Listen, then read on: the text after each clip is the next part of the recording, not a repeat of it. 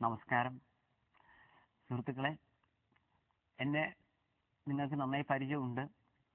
ഏതായാലും ഞാൻ ഇനിയും പരിചയം ആവാത്ത ആളുകൾക്ക് വേണ്ടി ഞാൻ ചെറിയ പാട്ട് പാടാം. അത് തീർച്ചയായിട്ടും നിങ്ങൾക്ക് എന്നെ പരിചയം വരും.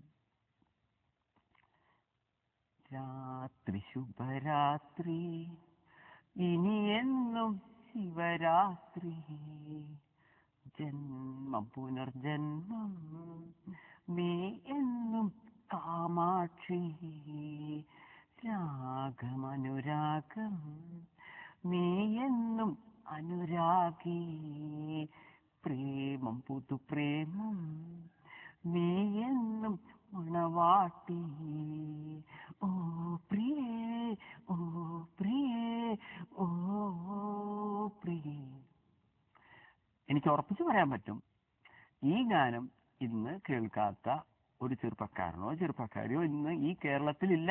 കേരളം മാത്രമല്ല, മലയാളം അറിയാവുന്ന ഒരാള് ഈ സോങ് കേൾക്കാത്തവരില്ലെന്ന് എനിക്ക് പറയാൻ പറ്റും. കാരണം യൂട്യൂബിൽ 2 മാസത്തിനിടയിൽ 25 ലക്ഷം വ്യൂവേഴ്സ് കാണുകയും ഒരുപാട് പേർ ഡൗൺലോഡ് ചെയ്തിരിക്കുന്നതുമായിട്ടുള്ളൊരു ഗാനമാണ് രാത്രി ശിവരാത്രി.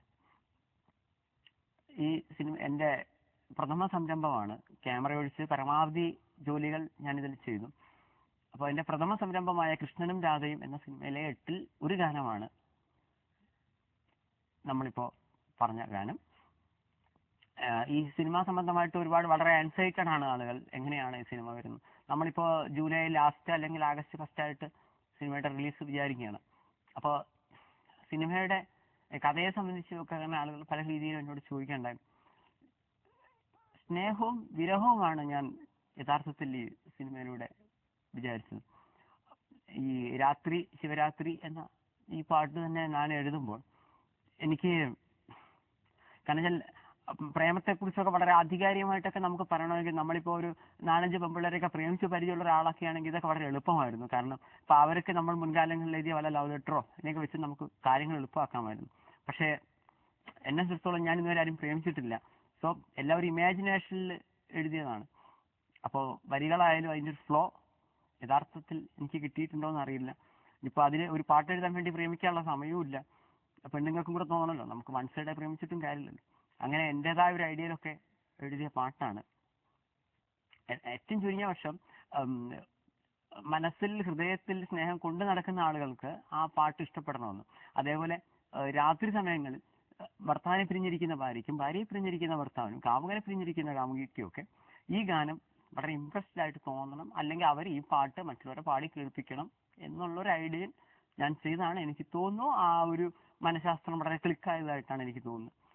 വ്യക്തിപരമായി ഞാൻ സ്ത്രീകളെ വളരെ ആരാധിക്കുന്ന ഒരു വ്യക്തിയാണ്. കാരണം ഒരു സ്ത്രീയെ സംബന്ധിച്ചിടത്തോളം ഞാൻ മനസ്സിലാക്കുന്ന ഒരു പുരുഷനും സ്ത്രീയും തമ്മിലൊരു വ്യത്യാസം എന്ന് പറയുന്നത് ഞാൻ മനസ്സിലാക്കിയ പുരുഷനെ പ്രസവിക്കാനുള്ള കഴിവില്ല, സ്ത്രീക്ക് അതുണ്ട്. പക്ഷേ ഇതിനൊക്കെയാണെങ്കിൽ ഒരു ഗാനം എന്ന രീതിയിൽ പാട്ടിനെ പാട്ടായിട്ട് എടുക്കാൻ പറ്റും. ഗോകുലനാഥനെ കള്ളക്കണ്ണൻ രാധയുമായങ്ങു ചേർന്നു നിന്നേ ചാന്തിയാറ്റി കുളിക്കുന്നേരം ഗോപികമാർ വന്നു കൂട്ടുകൂടി. അപ്രിയ ഗാനത്തിലേക്ക് എത്തുകയാണെങ്കിൽ തീർച്ചയായിട്ടും മറ്റുള്ളവർക്ക് പ്രയാസം ഉണ്ടാവും. എന്നാലും നമ്മളെ പരിപാടി അതായതുകൊണ്ട് മാത്രമാണ് ഞാൻ അവതരിപ്പിക്കുന്നത്. ഞാൻ മുൻകൂർ ജാമ്യം എടുക്കുന്നു. എനിക്ക് അപ്രിയമായി തോന്നുന്നത് എന്തുകൊണ്ടാണെന്നുള്ള ഈ പാട്ട് കഴിഞ്ഞിട്ട് ഞാൻ പറയാം. കാരണം വെച്ചാൽ ഒരേപോലത്തെ ഒരു ഇത് എനിക്കത് ഫീൽ ചെയ്തുകൊണ്ട് മാത്രമാണ്. ഒരു പാട്ട് പാടുമ്പോൾ മറ്റേ പാട്ടിലേക്ക് വരുന്നു എന്നുള്ളൊരു സംശയമുണ്ട് എനിക്ക്. അപ്പം മീശ മാധവൻ എന്ന് പറഞ്ഞാൽ അടിപൊളി സിനിമ, എനിക്ക് നന്നായി ഇഷ്ടപ്പെട്ടൊരു സിനിമയാണ്. പക്ഷെ അതിലൊരു കരിമയിൽ കുഴി കണ്ടില്ല എന്ന ഗാനം, ഈ പാട്ട് ആ ഇൻഡിവിജ്വലായിട്ട് പാട്ട് നല്ലതാണ്. അതേസമയം ആ പാട്ട് കേൾക്കുമ്പോൾ മറ്റുള്ള ചില പാട്ടുകളോട് ഒരു സാദൃശ്യം, പിന്നീട് വന്ന ചില പാട്ടുകളും ഈ പാട്ടും തമ്മിൽ എനിക്ക് വല്ലാതെ കൺഫ്യൂഷൻ വരുന്നു. അതുകൊണ്ട് എൻ്റെ അപ്രിയ ഗാനത്തിൽ ആദ്യമായിട്ട് ഞാൻ അവതരിപ്പിക്കുന്നു മീശ മാധവനിലെ കരിമീൻ കുഴിയെ കണ്ടില്ല. യൂട്യൂബിൽ വളരെ സൂപ്പർ ഹിറ്റ് ആയിട്ടുള്ള സോങ്ങാണ് എൻ്റെ കൃഷ്ണൻ രാധയിലെ 8 ഗാനങ്ങളും.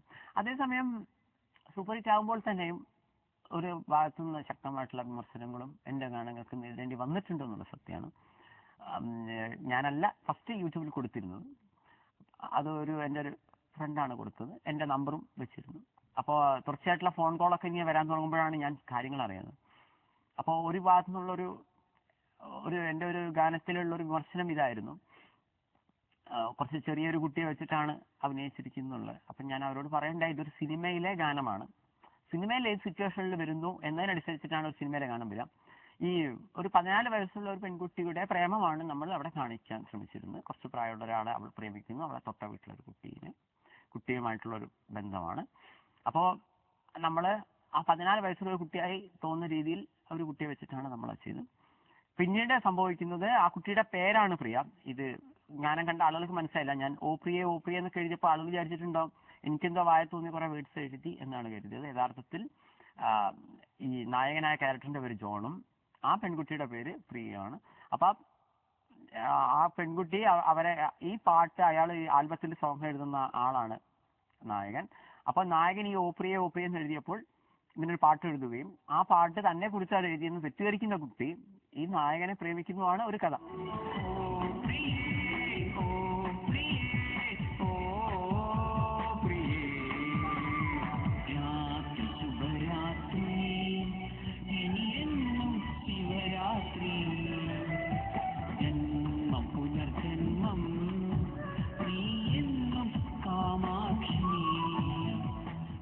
ഇതിന്റെ ഇത്രയൊക്കെ തന്നെ സ്നേഹിക്കുകയോ ഒടുവിൽ ഈ നായകൻ തന്നെ വഞ്ചിച്ചു എന്ന് ആ കുട്ടി തെറ്റിദ്ധരിക്കുന്നതാണ് ഇതിന്റെ സിറ്റുവേഷൻ.